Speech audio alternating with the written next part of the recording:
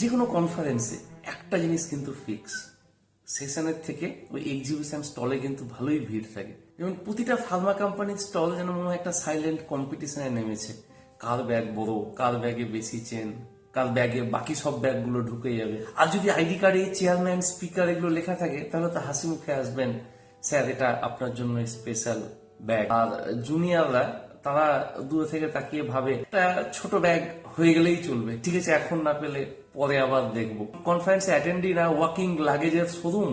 Even এয়ারপোর্টে গিয়েও conference থেকে যাওয়ার দিন একই সিচুয়েশন। ফার্মা লাইফ থেকে আজ অব্দি প্রায় কয়েকশো কনফারেন্স অ্যাটেন্ড করেছি বিভিন্ন ডিপার্টমেন্টের।